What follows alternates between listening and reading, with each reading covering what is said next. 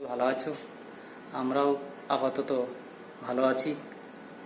তো আজ আমরা নবম দশম শ্রেণীর সাধারণ গণিতের ত্রয়োদশ অধ্যায়ের সমান্তর ধারা নিয়ে আলোচনা করব। তো তোমরা সবাই খাতা কলম নিয়ে বসো, আমরা একটু পড়ালেখা শেয়ার করি। কি সবাই ভালো আছো তো? তাহলে আজকে আমরা শুরু করে দেই। প্রথমে আমার পরিচয় একটু জানাই। আমি ঋষিকেশ মণ্ডল, সহকারী শিক্ষক, কৌতুক মাধ্যমিক বিদ্যালয় পায়রা, খুলনা। আমার ইমেল নাম্বার মণ্ডল ঋষিকেশ 939@gmail.com। আজকের পাঠ ত্রয়োদশ অধ্যায়ের সমান্তর ধারা। আজকের পাঠে আমরা জানব অনুক্রম ও সমান্তর ধারার সংজ্ঞা বলতে পারবো, সমান্তর ধারা ব্যাখ্যা করতে পারবো, সমান্তর ধারার নির্দিষ্ট পদ নির্ণয় করতে পারবো, সমান্তর ধারার সূত্র প্রয়োগ করে নির্দিষ্ট সংখ্যক পদের যোগফল নির্ণয় করতে পারবো। প্রথমে আমরা অনুক্রম জানি। 1 2 3 4 5 n এটা একটা অনুক্রম। কতগুলো রাশি আমাদের বিশেষ নিয়মে এখানে রয়েছে। 2 4 6 8 10 ... 2n ধারাবাহিকভাবে সজ্জিত থাকাকে অনুক্রম আমরা বলছি। n এর মান আমরা 1 2 3 যদি ধরি, তাহলে এখানে আমরা 2 4 6 8 10 এইভাবে আমাদের চলে আসে। সুতরাং এটা একটা অনুক্রম।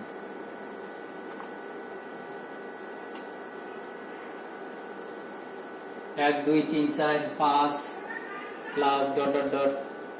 প্লাস 10 কোন ধারার যে কোনো পদ এবং তার পরবর্তী পদের বিয়োগফল যদি সমান হয়, তবে ওই ধারাকে আমরা সমান্তর ধারা বলি। সমান্তর ধারায় পাশাপাশি দুটো পদের বিয়োগফল সর্বদা সমান হয় এবং এই বিয়োগফল সমান দেখে আমরা সমান্তর ধারা চিনি। সমান্তর ধারার প্রয়োজনীয় সূত্রগুলি। সমান্তর ধারার প্রথম পদ যদি এ, সাধারণ অন্তর যদি ডি হয়, সমান্তর ধারার n-তম পদ এ প্লাস n-1 ইন্টু ডি এবং n-তম পদের সমষ্টি s = n/2 দ্বিতীয় bracket 2a plus n-1 bracket শেষ ডি দ্বিতীয় ব্র্যাকেট শেষ।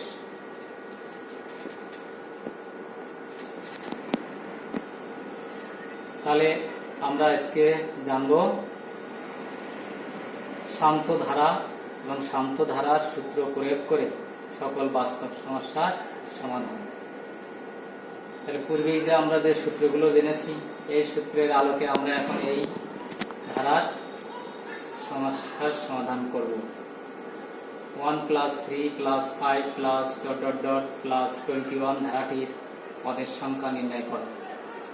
এখানে ধারাটির প্রথম পদ a = 1, ধারাটির সাধারণ অন্তর d = 5 - 3 = 2 অথবা 3 - 1 = 2, ধারাটির n-তম পদ a plus n-1 into d।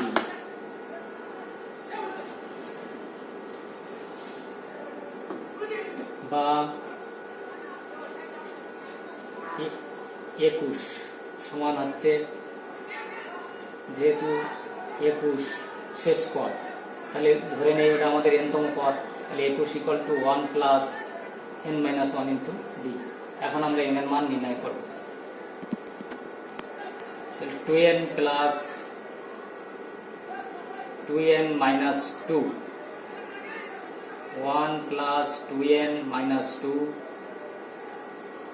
2 থেকে -2 থেকে 1 চলে গেলে থাকে আমাদের -1, তাহলে 2n - 1 = 21।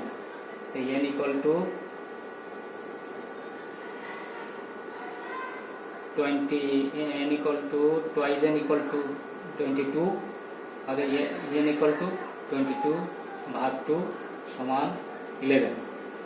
তাহলে আমরা n এর মান এখানে জানলাম 11। পদের সংখ্যা নির্ণয় করা হলো। এখানে আমাদের পদের সংখ্যা হলো 11। আমরা পরবর্তী প্রশ্নে যাই। 8 plus 16 plus 24 plus dot dot dot ধারাটির 9টি পদের সমষ্টি নির্ণয় করে।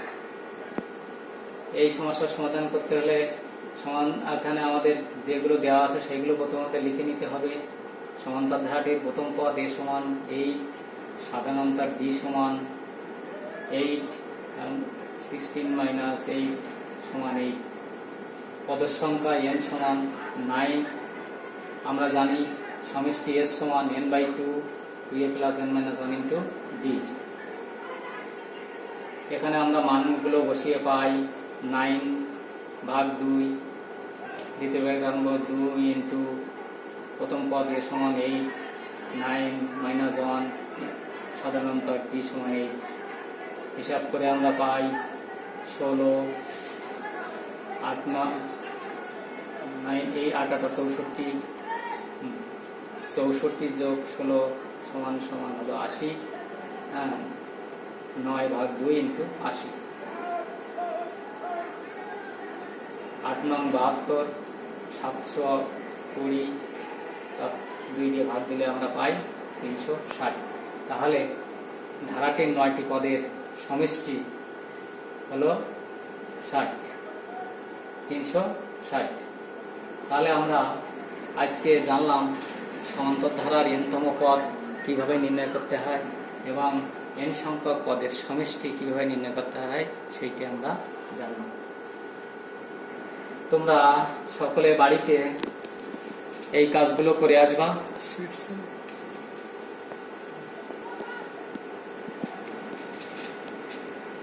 এই কাজগুলো সবাই বাড়িতে করবে। 1 plus 7 plus 4 plus 7 plus dot dot dot 21 ধারাটির পদের সংখ্যা নির্ণয় করো। পরবর্তী আছে আমাদের 5 প্লাস 7 প্লাস 9 প্লাস 18 পদের সমষ্টি নির্ণয় করো। 2 প্লাস 4 প্লাস 6 প্লাস কততম এই ধারাটির কততম পদের মান 22 তা নির্ণয় করো। এবং এই ধরনের সমস্যাগুলো বা এই অধ্যায়ে এই ধরনের যে সমস্যাগুলো আছে সেই সমস্যাগুলো তোমরা সবাই করে আসবে।